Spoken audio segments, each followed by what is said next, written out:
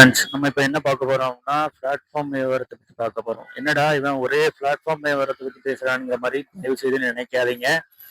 ஏன்னா, இந்த பிளாட்ஃபார்ம் வியாபாரத்துல தான் உங்களுடைய முன்னேற்றமே அமைஞ்சிருக்கு. இந்த பிளாட்ஃபார்ம் வியாபாரத்துல தான் நீங்க அடுத்த ஸ்டெப் எடுக்கக்கூடிய ஒரு ஆப்ஷனே இருக்குது. பெரிய பெரிய பிசினஸ் பண்ணி லட்சக்கணக்கில இன்வெஸ்ட்மென்ட் பண்ணி லாஸ் ஆகுனீங்கன்னா, பேனிக் ஆகி ஒரே இடத்துல உட்கார்ந்துருவீங்க. அடுத்த ஸ்டெப் யோசிக்க கூட நமக்கு சிந்தனை இருக்காது. அந்த பேனிக்லயே நம்ம ஓடிட்டு இருப்போம்.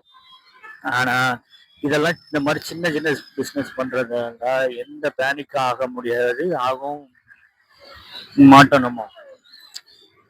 ஏன்னா இது சின்ன சின்ன இன்வெஸ்ட்மெண்ட் சுமால் சுமால் பேனிக் தான் ஆகும். அந்த அளவுக்குலாம் பேனிக்லாம் ஆக மாட்டோம். ஆனா நீங்க பெரிய பிசினஸ் பண்ணி இதாயிடுச்சுன்னா, கடைசியில நம்ம எந்திரிக்கிறதுக்கே 1 வருஷத்துக்கு மேல ஆயிரும். எவ்வளவு கவலை வரும், எவ்வளவு கவலையில நம்ம ஏற்பட்டு அடுத்த ஸ்டெப்புக்கு கூட நம்ம யோசிக்க முடியாம நம்ம உட்கார்ந்துருப்போம். இதெல்லாம் நினைச்சு கூட பார்க்க முடியாத ஒண்ணு. ஆனா இது வந்துட்டு ஸ்மால் இன்வெஸ்ட்மெண்ட் தான், எந்த பிரச்சனையும் இருக்காது. உங்களுக்கு நினைச்சபடி நம்ம இது பண்ணிக்கலாம்.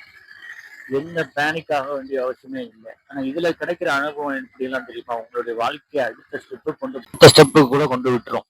ஏன்னா இங்க வர்ற கஸ்டமர்ஸ் பலதரப்பட்ட கஸ்டமர்ஸை பார்க்கலாம். யார் யார் எப்படி பேசுவாங்க, யார் யார்கிட்ட எப்படி பேசணும், எப்படி பொருளை விற்கணுங்கிற அனுபவம் உங்களுக்கு தரமா கிடைக்கும்.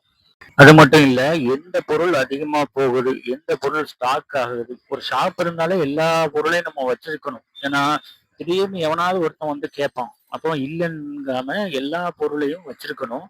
ஆனா எந்த பொருள் அதிகமா போதோ அதுதான் ரொம்ப நம்ம ஸ்டாக் எடுக்கணும். பாக்கி உள்ள பொருள் கொஞ்சம் கொஞ்சம் எடுத்தா போதும்.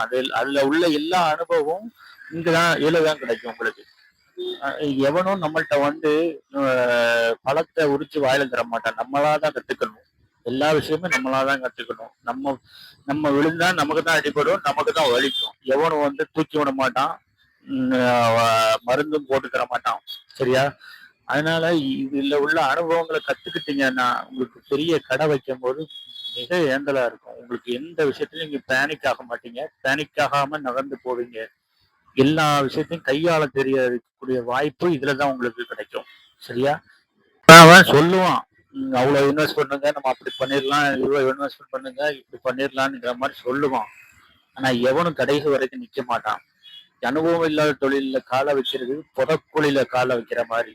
நம்ம எந்த நேரத்துல உள்ள போவோம்னு சொல்ல முடியாது.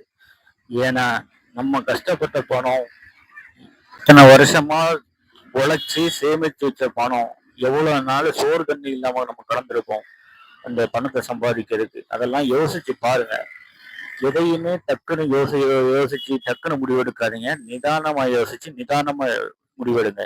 அப்படி நீங்க பிசினஸ் பண்ணணும்னு ஆசைப்பட்டீங்கன்னா தயவு செய்து பெரிய அமௌண்ட் இன்வெஸ்ட் பண்ணுங்க, சின்ன அமௌண்டா இன்வெஸ்ட் பண்ணுங்க. அப்பதான் எல்லாத்துக்குமே சேஃப்டியா இருக்கும். ஏன்னா அதுவும் முழுக்க முழுக்க உங்களை நம்பி இன்வெஸ்ட்மெண்ட் பண்ணுங்க. ஏன்னா நான் இதுல போட்டா நான் தப்பிச்சிருவேன், நான் மீண்டு வந்துருவேன்னு நினைச்சீங்கன்னா அப்ப நீங்க இன்வெஸ்ட் பண்ணுங்க. அடுத்த வீடியோல பார்ப்போம். சரியா? ஓகே.